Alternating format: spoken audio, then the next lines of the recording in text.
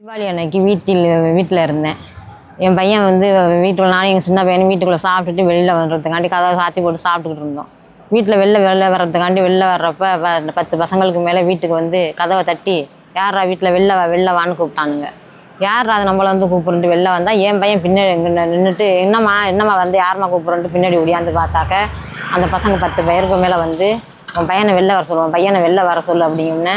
என் பையன் என்னென்னு வெளில எல்லாம் 3 பேர் நாங்கள் வெளியே வரோம்னா டபக்குன்னு வந்து என்னடா பரவானே என்னடா நீ ரொம்ப ஆடுறா அப்படின்ட்டு வந்து என் பிள்ளைய அடிக்கும்னா நாங்கள் போய் என்ன வெளில இழு அப்படிங்கம்னா நானும் எங்கள் சின்ன பையனை வீட்டுக்குள்ளே வந்துட்டு வெளில ஒடியாரும்னா என் பையன் வீட்டுக்குள்ளே வந்துட்டு வெளில ஒடியாந்தோம். 2 பேருமே வரும்ல டப்புன்னு ஒடியாந்து அடித்து எங்கள் வீட்டில் உள்ள பொருளுங்கெல்லாம் உடச்சி என் பிள்ளைகளை காப்பாற்றுங்க, என் பிள்ளைக்கு உயிருக்கு ஆபத்து வந்துட்டுன்னு சொல்லி கத்தோம்னா பக்கத்தில் உள்ள எல்லா மக்கள் வந்து கூட்டம் சேரும்னா என் பிள்ளைகளை அடித்து போட்டுட்டு ஓடிட்டானுங்க. வண்டியை தூக்கிக்கிட்டு என் பிள்ளை செல்ஃபோனையும் தூக்கிக்கிட்டு போயிட்டானுங்க. வண்டி இன்னும் வலிச்சிக்கிட்டு இருக்கு, சாப்பிட முடியல என்னால்.